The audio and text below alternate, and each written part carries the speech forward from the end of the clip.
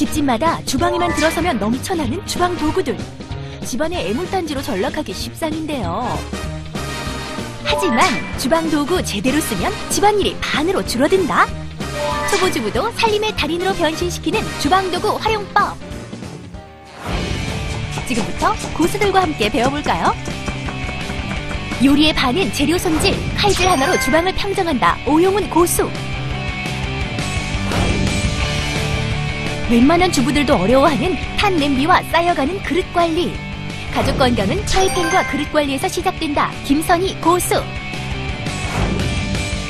주방 도구의 무한 변신. 사놓고 몇 번 쓰지 않는 애물단지 주방 도구들도 아이디어 하나로 만능 도구가 된다. 홍성란 고수. 안녕하세요. 서울에 살고 있는 결혼 2년차 주부입니다. 아직 결혼한 지 얼마 안 되고 아이도 있다 보니 살림에 많이 서툴고 그건 둘째치고 어떤 칼을 어디에 써야 하는지도 잘 몰라요. 그래서 대부분 가위를 쓰고 칼은 거의 쓰지 않아요. 칼 사용법을 잘 몰라 웬만한 식재료는 가위로 손질한다는 2년차 초보주부. 재료 손질이 어렵다 보니 요리에서 점점 멀어져 간다는데요. 재료 손질하다 손을 다치기도 하고 칼 잘 쓰는 방법 좀 알려주세요. 의뢰인의 집으로 3명의 고수 출동!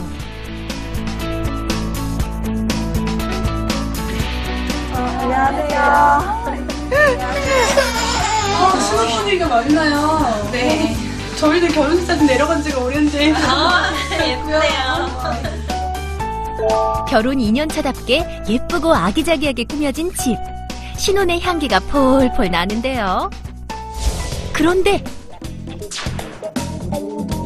칼이 비슷한 크기가 3개. 아, 네. 그 이게 중에 다 쓰는 칼 정도. 예, 거기서 한 2가지 정도만 자주 쓰고요. 주방 수납장에 포장도 뜯지 않은 새 칼이 두 자루나 있는데요. 왜 사용 안 하시나요? 이렇게 용도를 몰라서 안 쓰시고 그냥 이렇게 처박아 놓고 놓는 경우가 많더라고요. 네, 그래서 사용법을 좀 많이 배워서 이런 것도 다 활용해야 될 것 같아요. 그러면 그건 제가 할게요. 네. 제가 아무래도 다량으로 식재료 다 손질하는 일도 많고. 저도 이제 하다 보니까 그게 생기더라고요. 그런 것들을 또 주부님한테 가르쳐주면 도움이 되지 않을까 생각이 들어서 좀 제가 겁 없이 자신 있게 지원을 했던 것 같아요. 그러면 우리는 모니터실로 들어가 볼까요? 네. 잘 지켜봐 주세요. 열심히 해볼게요. 2명의 고수는 모니터실로 이동해 칼 활용법을 지켜보도록 합니다. 먼저 의뢰인이 지금까지 칼을 어떻게 사용해왔는지 점검을 해야겠죠? 네, 칼 먼저 보면은 칼 부위마다 명칭이 다 있거든요. 혹시 아시는 부분 있나요? 전혀요. 아, 그래요? 이쪽에 이 부분이 칼 끝 부분이라고 말을 하고요. 뾰족한 칼 끝은 고기 힘줄 같은 걸 자를 때 좋고요. 칼 날도 앞부분과 중간 끝에 따라 사용법이 달라집니다. 칼근은 날과 철의 경계로 이곳이 정확히 구분될수록 좋은 칼. 활용도가 의외로 높은 칼날 윗부분은 칼등. 칼날 제일 아랫부분은 칼턱이라고 해요. 칼날이 좀 많이 무뎌진 것 같아요. 네. 한번 A4 용지로 확인 좀 한번 해볼게요. 네. 좀 잡아주시겠어요? 잘 안 짜지시죠? 네. 네. 칼을 이제 갈아서 사용하시면 좋은데 네. 한 번도 갈지 않은 무뎌진 칼. 칼을 제대로 쓰고 또 오래 쓰기 위해서 칼갈기는 필수. 칼갈이봉으로 칼 가는 방법을 알아볼까요? 이거 사용할 때는 도마 위에 미끄러지지 않도록 행주를 한번 깔아주시고요. 칼갈이를 직각으로 세우신 다음에 네. 약간 반원을 그리시듯이 이렇게 내려주시는데요. 내릴 때 이 칼하고 칼봉의 각도는 한 20도 정도로 네. 맞춰서 이렇게 내려주시고 반대편도 이렇게 교차해 주시면서 칼갈이 봉을 직각으로 세우고요. 칼을 20도에서 30도 각도에 맞춰 칼날 부분이 봉에 닿도록 하세요. 둥글게 반원을 그리며 날을 갈아줍니다. 칼을 당길 때는 조심하세요. 집에 칼갈이용 숫돌 가지고 계시죠? 제대로 사용하는 법 알고 계시나요?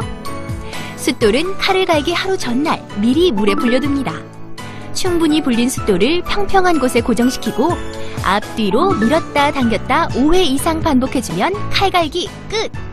칼을 갈 때는 15도 각도가 좋습니다. 칼갈이 도구가 없을 때 임시 방편으로 활용할 수 있는 방법. 첫 번째는 바로 사기 그릇 뒷면을 이용하는 건데요. 사기 그릇을 뒤집어 까칠한 부분에 15도 각도로 손잡이부터 칼끝 방향으로 당겨주세요. 여러 방향으로 움직이면 칼날이 상할 수 있으니 조심해야 합니다. 두 번째 방법은 이제 주방의 필수용품이 된 알루미늄 포일을 이용하는 건데요. 알루미늄 포일을 여러 겹으로 접어 그 사이에 칼날을 끼고 앞뒤로 몇 번 그어주면 끝! 하지만 이 방법으로 자주 갈면 칼날이 상할 수 있습니다. 또 정기적으로 칼을 가는 게 칼을 오래 쓰는 비법! 번쩍거리는 칼!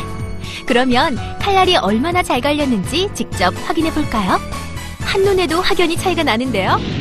잘 드는 칼을 써야 요리할 맛도 나겠죠.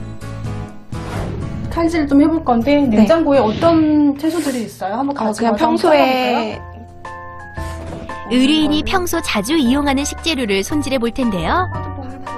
의뢰인이 가지고 온 것은 다양한 요리에 활용도가 높은 채소들.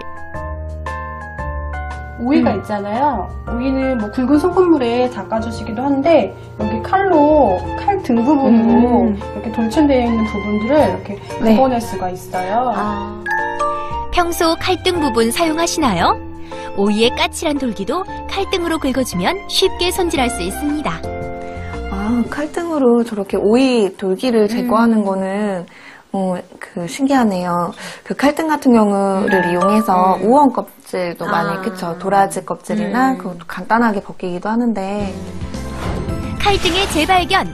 껍질을 까기 힘든 우엉은 물론 생선 비늘도 이렇게 칼등으로 쓱쓱 밀면 간단하게 벗길 수 있습니다.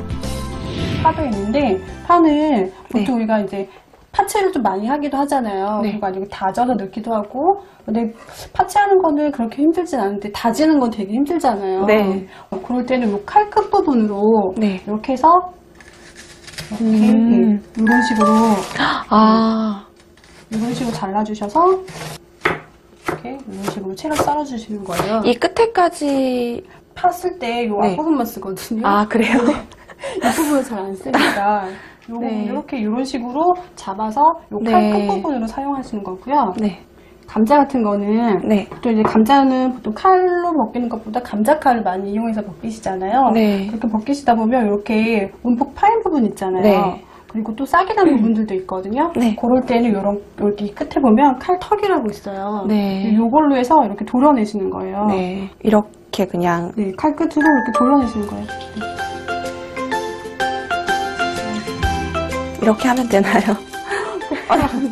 그렇게 많이 덜어내시면 먹을 게 없겠네요.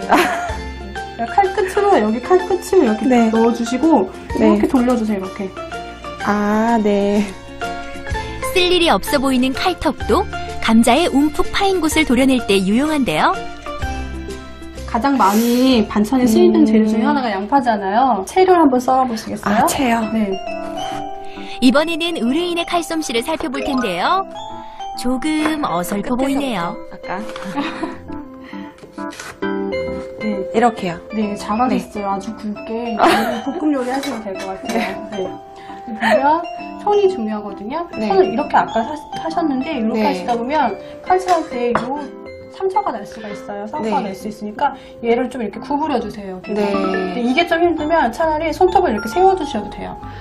이렇게 하면 손끝이 더 다치지 않나요? 아니, 이게 이렇게 내려가는 거라서 안 다쳐요. 그리고 제일 좋은 거는 이렇게 구겨서 여기로 내려가는 게 가장 안전하거든요. 잡고. 우와. 역시 고수답죠? 요 부분, 끝부분이 또 남잖아요. 그럼 자르기가 힘들어요. 그 손이 미끄러지고. 그럴 때는 또 돌려서 아까 처음 자른 것처럼 요 부분을 잡고 이렇게 잘라주시는 거예요. 그리고 마지막에는 이렇게 잘라주시면 좀 편하게 자르실 수가 있어요. 칼을 사용하고 이제 놓을 때 이렇게 세로로 놓게 되면 지나가다가 칼이 떨어질 수도 있고 한데 이렇게 가로로 해가지고 칼 날이 몸 쪽이 아닌 쪽으로 해놓는 게 안전한 것 같아요. 그 방법도 굉장히 중요하죠. 몸 습관이 되면. 그쵸.